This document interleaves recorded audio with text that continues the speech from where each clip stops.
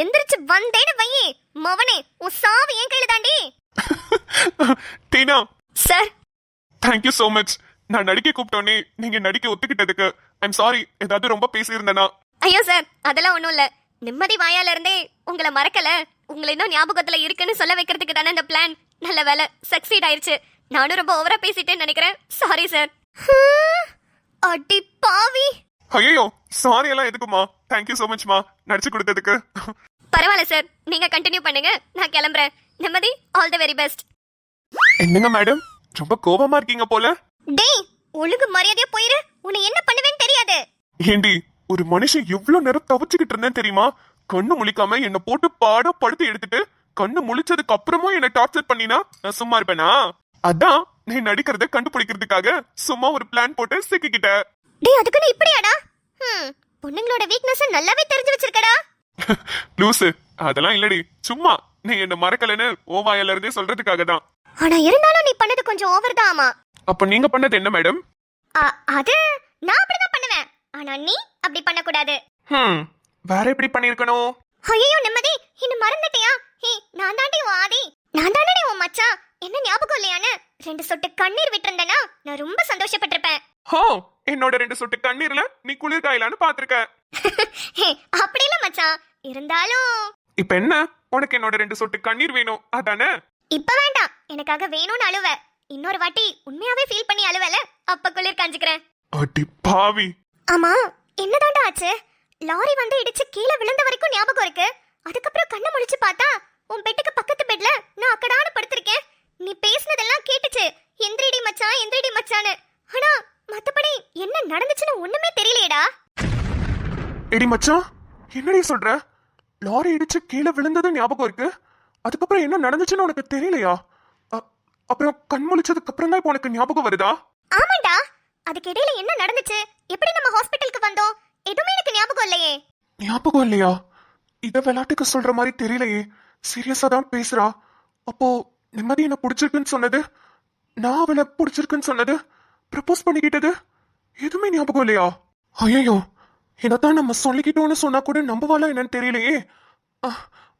டேய், உன்னதாண்டா கேட்டுட்டு இருக்கேன். ஒரு ஸ்பெஷலான இடத்துக்கு என்ன கூட்டிட்டு போறேன்னு கூட்டிட்டு போனேன். அப்பதான் லாரி நம்மள வந்து இடிச்சது. நம்ம 2 பேரும் கீழே விழுந்துட்டோம். அப்ப எனக்கு தலையில பலமா யாரோ சுத்தில வச்சு அடிச்ச மாதிரி ஒரு வைப்ரேஷன் ஆச்சுடா. அப்ப கண்ணை மூடினவதான் இப்பதான் கண்ணை முழிக்கிறேன். ஏடி, இந்த விஷயத்துல நீ ஒன்னும் விளையாடலையே? சத்தியமா இல்ல மச்சான், உன்னை தெரியலன்னு சொன்னதெல்லாம் சும்மாதான், அதை ஒத்துக்கிறேன். ஆனா என்ன நடந்துச்சுன்னு எதுவுமே ஞாபகம் இல்லடா. ஆமா, யாரு நம்மள ஹாஸ்பிட்டல்ல வந்து அட்மிட் பண்ணது? அது நம்மளுக்கு ஆக்சிடென்ட் ஆன உடனே பக்கத்துல இருக்கிறவங்க எல்லாம் ஆம்புலன்ஸ்க்கு கால் பண்ணாங்க. ஆம்புலன்ஸ்ல தான் நம்மள கூட்டிட்டு வந்து ஹாஸ்பிட்டல் அட்மிட் பண்ணாங்க. அப்படியா? மச்சான், உண்மையா தான் சொல்றியா? நீ கீழே விழுந்ததுக்கு அப்புறம் நம்ம 2 பேரும் பேசிக்கிட்டோமே, அதெல்லாம் உனக்கு ஞாபகத்துல இல்ல? என்னடா சொல்ற? கீழே விழுந்து அடிபட்ட டைம்ல நம்ம 2 பேரும் பேசிட்டு இருந்தோமா? ஆமா, என்ன பேசிட்டு இருந்தோம்? அந்த டைம்ல நம்ம என்ன பேசியிருக்க போறோம்? எடி, உனக்கு எதுவும் ஆகலைல? இல்லடா, எனக்கு ஏதோ தலையில தான் அடிபட்ட மாதிரி இருக்கு. உனக்கு ஏதோ அடிபட்டுருச்சான்னு நான் கேட்டிருப்பேன். இல்ல ஒன்னும் ஆகல நீ சொல்லிருப்ப, அதானே? ஆமாடி, அதான் அதான் கேக்குறேன். எதுவுமே ஞாபகத்துல இல்ல. மனசுல உள்ளதெல்லாம் வெளிப்படையா சொன்னாலே, ஆனா இப்ப எதுவுமே ஞாபகத்துல இல்லன்னு சொல்றா. அப்ப நான் அவகிட்ட சொன்னதும் அவளுக்கு ஞாபகத்துல இருக்காது தானே? இப்ப நீ எனக்கு ஐ லவ் யூ சொன்ன, நானும் உனக்கு சொன்னேன்லாம் சொன்னா நம்பவாளா? எடே மச்சான், எப்படா டிஸ்சார்ஜ் பண்ணுவாங்க? ஏண்டி, இங்க இருந்து உடனே போகணுமா? அது இல்ல, லேட்டா போனா கூட பிரச்சனை இல்ல.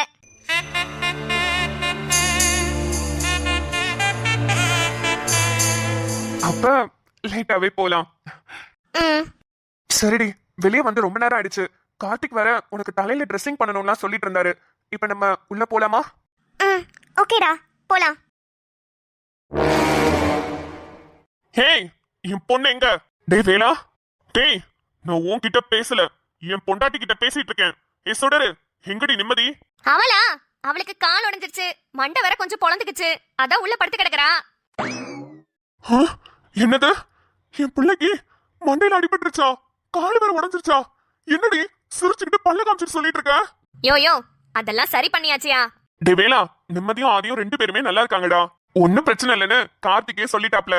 என்னடா தொட்டிலையும் ஆட்டி விட்டுட்டு புள்ளையும் கிள்ளி விட்டுட்டு இருக்கீங்களா? செவனேன்னு வீட்டுக்குள்ள இருந்த புள்ளைய வண்டியில கூட்டிட்டு போறேன்னு போயிட்டு அவளை போய் கீழையும் தள்ளி விட்டுட்டு மண்டையில அடி கால்ல அடின்னு இப்ப பெட்ல படுக்க வச்சிருக்கான் உன் பையன். டேய், என்னடா இப்படி பேசுற? என் பையன் என்னமோ வில்லன் மாதிரி பேசிட்டு இருக்க. அதுல சந்தேகமே இல்லடா. இங்க பாரு, இப்ப கடைசியா சொல்றேன் கேட்டுக்கோ. இதுக்கப்புறம் என் பொண்ணு உன் பையனை தேடி வரமாட்டா. உனக்கும் உன் குடும்பத்துக்கும் உன் பையனுக்கும் மானம் ரோஷம் சூடு சொரணன்னு இருந்தா உன் பையனும் என் பொண்ணை தேடி வர வேணான்னு சொல்லு. என்னது? புரியல எனக்கு. எல்லா டிராமாவையும் நீங்க போட்டுட்டு என் பையன் மேல பழி போடுறீங்களா? ஐயா, எனக்கு புருஷன்னு வந்திருக்கிறது ஒரு வேஸ்ட் பீஸ்னா தோ அங்க உட்காந்துருக்கே அந்த குளவி கல்லு, அது அதுக்கு மேல ஒரு வேஸ்ட் பீஸா இருக்கு. முதல்ல இதுங்க ரெண்டுத்துக்கும் என் கையால ஒரு பாவக்காய் ஜூஸ போடணும், அப்பதான் சரிப்பட்டு வருங்க. டேய், ஏன்டா இவ்வளவு பெரிய வார்த்தை பேசிட்டு இருக்க? உன்கிட்ட பேசுறதுக்கு எனக்கு விருப்பம் இல்ல. நவருடா. ஏ சுடரு, எங்கடி நிம்மதி? அவன் நிம்மதியா இருக்கிற இடத்துக்கு போயிருக்கா. ஹே நிம்மதிமா வந்துட்டாளா? ஐயோ என் புள்ள நிம்மதி. அப்பா ஒன்னும் பிரச்சனை இல்லப்பா, நான் நல்லா இருக்கேன். எங்கம்மா நீ நல்லா இருக்க? இந்த பாவி உன்னை கூட்டிட்டு போய் லாரியில அடிபட வச்சுட்டானா? ஐயோ அப்பா, யதார்த்தமா ஆக்சிடென்ட் ஆகிறதுக்கு கூட ஆதிதான் காரணம்னு சொல்லுவீங்களா? அவனுக்கும் இதுக்கும் சம்மந்தம் இல்லப்பா. அப்பனா அவன் தப்பிச்சிருக்கணும்ல. இதெல்லாம் இந்த பாவியோட பிளான் தாமா.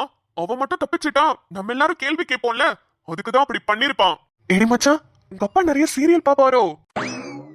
டேய் சும்மாறா. சரிம்மா, இப்ப டாக்டர் என்ன சொன்னாங்க? எப்ப உன்னை டிஸ்சார்ஜ் பண்ணுமா? அது அப்பா நாளைக்கு. இன்னும் 4 நாள் ஆகுமா? 4 நாள். என்னது 4 நாளா? 4 நாளா? கார்த்திக் அப்படி சொல்லவே இல்லையே. ஆமா, தலையில எல்லாம் அடிபட்டு இருக்குல்ல, எல்லாம் ட்ரெஸ்ஸிங் பண்ணிட்டு கால்ல பிராக்சர் எல்லாம் இது பண்ணிட்டு அனுப்புறதுக்கு 4 நாள் ஆகும்னு சொன்னாங்க. அதெல்லாம் முடியாது. என் புள்ள இன்னும் 1 நாள் தான் இங்க இருப்பான். அதுக்கப்புறம் நான் என் வீட்டுக்கு கூட்டிட்டு போயிருவேன். வேணும்னா கார்த்திக்க வீட்டுல வந்து பார்க்க சொல்லு. கார்த்திக் யாரு? உங்க பொண்டாட்டியோட பையனா? உங்க இஷ்டத்துக்கு அவன் வீட்டுக்கு வந்து பாக்குறதுக்கு? எது பொண்டாட்டியோட பையனும் சுடரமா? ஐயோ ஐயோ, அதெல்லாம் எனக்கு தெரியாது. டாக்டரை நாங்க வர வச்சுக்கிறேன். எப்படி வர வைக்கிறதுன்னு எனக்கு தெரியும். நிம்மதி, இன்னைக்கு 1 நாள் இங்க இருந்துக்கலாம். நாளைக்கு காலையில டிஸ்சார்ஜ் ஆகி வீட்டுக்கு போயிடலாம். ஏ வேணாம் சொல்லு, வேணாம் சொல்லு. என்னம்மா, சரியா? சரிப்பா. பைத்தியமே, பொடி. இவ ஒரு கேடு கெட்டவ. இவளுக்காக 4 நாள் நான் பேசினா இவ எதுவுமே பேசாம சரி பாவான். வாய பாரு. நிம்மதி. Hi Karthik. Is everything okay? Yes Karthik, I am good. Okay, வாங்க ட்ரெஸ்ஸிங் பண்ணிடலாம்.